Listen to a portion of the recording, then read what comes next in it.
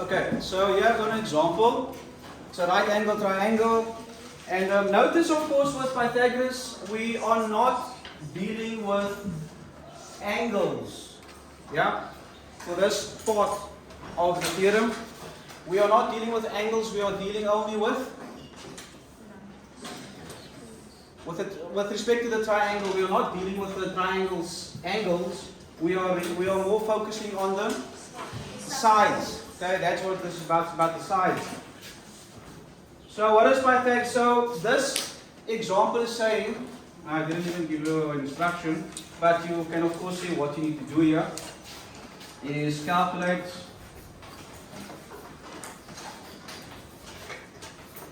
the value of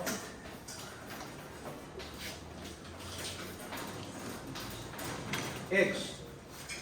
Now, who wants to tell me, give it a shot, based on what you've just learned, which of these sides is the hypotenuse? Yes, the x side, the long side, right? Now, how would I calculate the value of x here?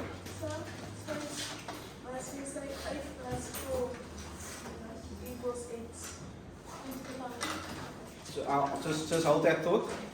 It is about 2 plus 2 to the power of 2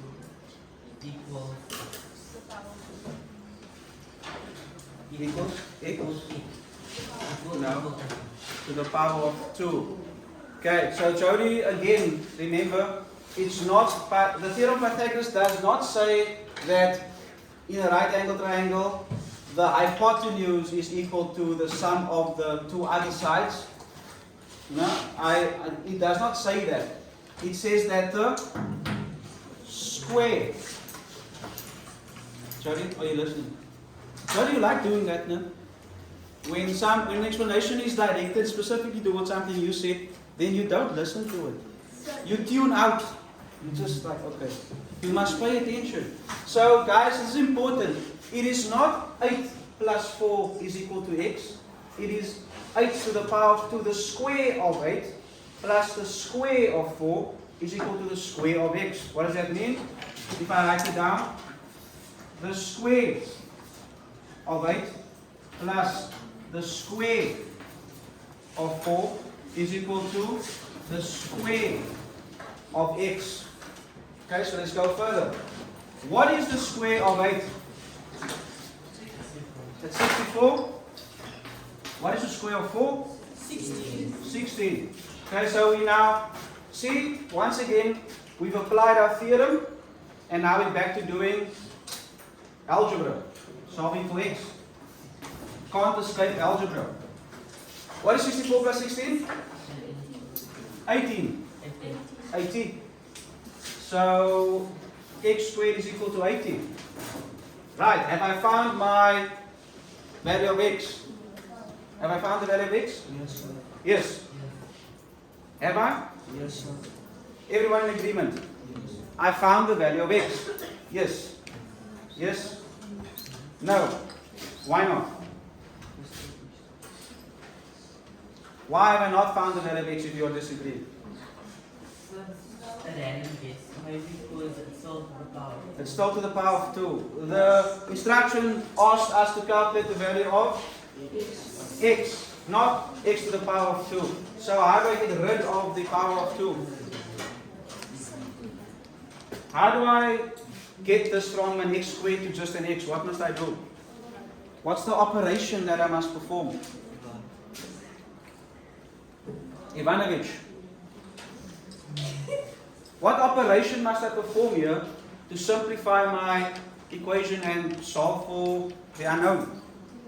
Anyone? Divide? Anyone? How would you, if you were faced, forget Pythagoras, if you were faced with this equation, an algebraic equation, what would you do to finish it off?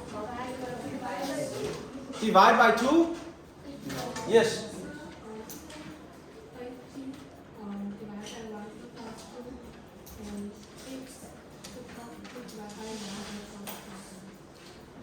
Okay, she's asking, should we not divide 80 by 1 to the power of 2 and divide, of course, on the other side, doing the same thing, x to the power of 2 divided by 1 to the power of 2.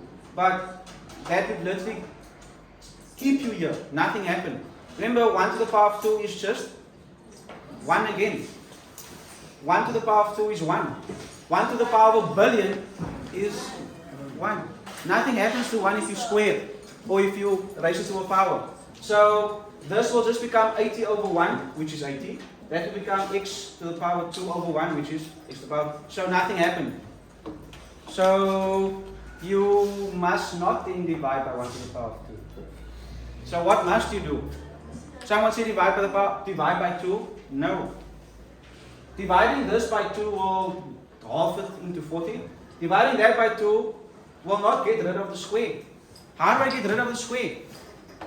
What happens? Let's just quickly break away from this. Go to our sidebar over here.